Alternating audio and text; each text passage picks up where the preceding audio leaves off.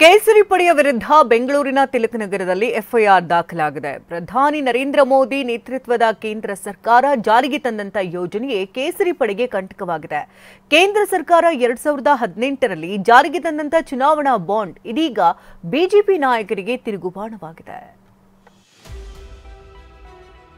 ಹೆದರಿಸಿ ಬೆದರಿಸಿ electoral bonds ಮಾಡಿರೋದು 15 ರಿಂದ 18 ಪ್ರಕರಣಗಳು ನಮಗೆ ಕಂಡು ಬಂದಿದೆ ವಿತ್ ಡಾಕ್ಯುಮೆಂಟೇಶನ್. ಚುನಾವಣಾ ಬಾಂಡ್ ಮೂಲಕ ಹಣ ಸುಲಿಗೆ ಆರೋಪ. ಕೇಂದ್ರ ಸಚಿವೆ ನಿರ್ಮಲಾ ಸೀತಾರಾಮನ್ ವಿರುದ್ಧ ಎಫ್ಐಆರ್.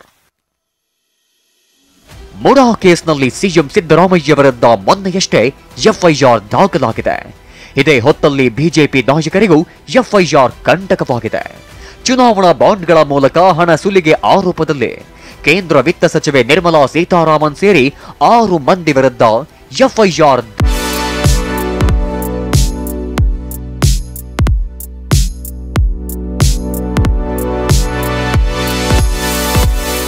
ದಾಖಲಾಗಿದೆ.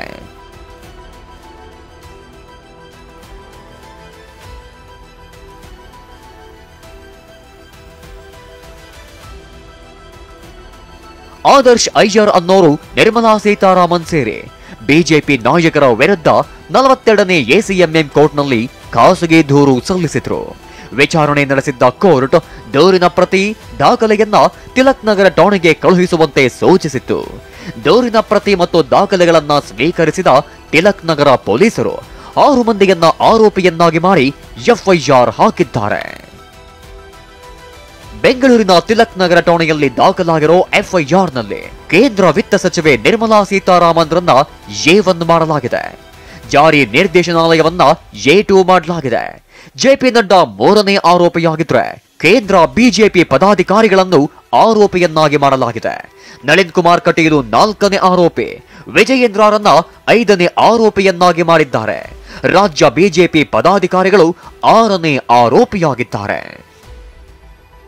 ಚುನಾವಣಾ ಬಾಂಡ್ ಮೂಲಕ 8,000 ಕೋಟಿ ಪಡೆದ ಆರೋಪ.